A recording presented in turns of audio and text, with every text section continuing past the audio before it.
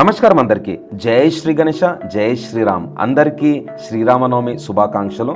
తోట డెకరేటర్స్ మన తోట విష్ణుకుమార్ అన్న ఈసారి రాముని జీవిత చరిత్ర కాన్సెప్ట్ అయితే మన ముందుకు తీసుకొచ్చిండు.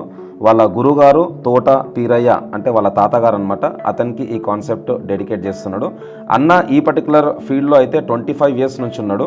60 విగ్రహాలతోని ఈ కాన్సెప్ట్ అన్న రెడీ చేయించామట. ప్రతి సంవత్సరం డిఫరెంట్ కాన్సెప్ట్స్ ద్వారా మన ముందుకైతే వస్తాడు అన్న. ఈసారి మన రామ్లల్లా విగ్రహం అయోధ్యలో విగ్రహ ప్రతిష్ఠ అయింది. అట్లనే చాలా గ్రాండ్గా సెలబ్రేషన్స్ చేశారు.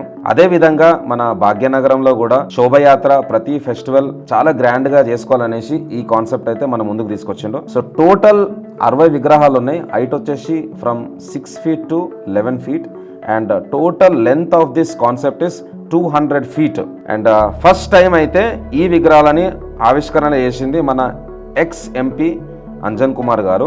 లంగారౌస్ బాపుఘాట్ రామాలయం దగ్గర అయితే ఈ పర్టికులర్ విగ్రహాలు పెట్టినారు. ఫ్యూచర్లో మనకు హనుమాన్ జయంతికి, బోనాలకు, వినాయక చతుర్థికి, నవరాత్రులకు, అట్లనే అయ్యప్ప స్వామి పూజకైతే మీరు బుకింగ్ చేసుకోవచ్చు విగ్రహాలు.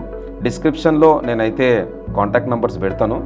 సో ఇదే లొకేషన్ అనమాట. ఇప్పుడు మనం టెంపుల్ దగ్గరకు వచ్చేస్తున్నాము. అండ్ ఇక్కడ రాహుల్ దాస్ బాబా గారు అయితే మహారాజ్ అనమాట. అతనికి కూడా సన్మానం చేస్తారు. సో అన్న పూజ చేసిన తర్వాత మీ అందరికీ కంప్లీట్ రాముని జీవిత చరిత్ర కాన్సెప్ట్ అయితే ఎక్స్ప్లెయిన్ చేస్తాను.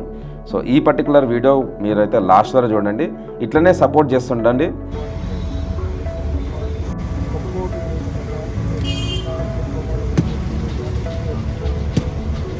जय बोलो सीतारामचंद्र भगवान की जय, पवन पुत्र हनुमान की जय, जय लक्ष्मण भगवान की जय, भगवान की राहुल दास बाबा महाराज की बलवीर दास महाराज की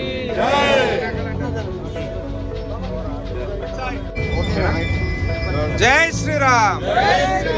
సో ఫ్రెండ్స్, మన అయోధ్య రామ్లల్లా దర్శనం అయితే చేసుకున్నాం. ఎగ్జాక్ట్లీ అయోధ్యలో ఉన్నట్టు ఇక్కడ విగ్రహం చేపించిండు.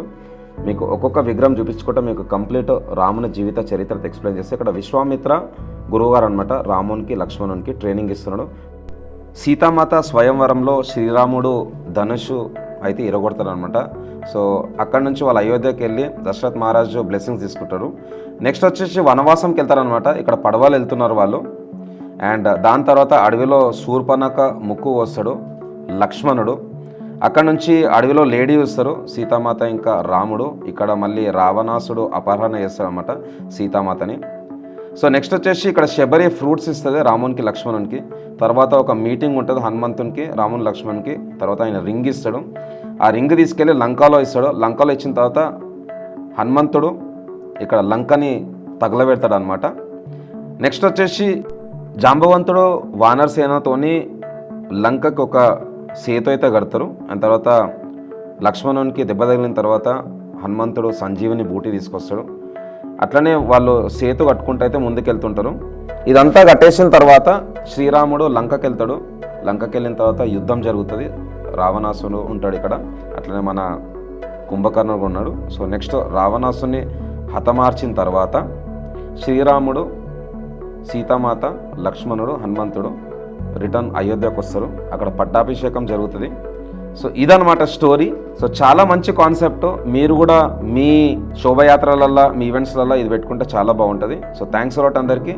జై శ్రీ గణేష, జై శ్రీరామ్, జై హింద్. అందరికీ వన్స్ అగైన్ శ్రీరామనవమి శుభాకాంక్షలు. Thank you.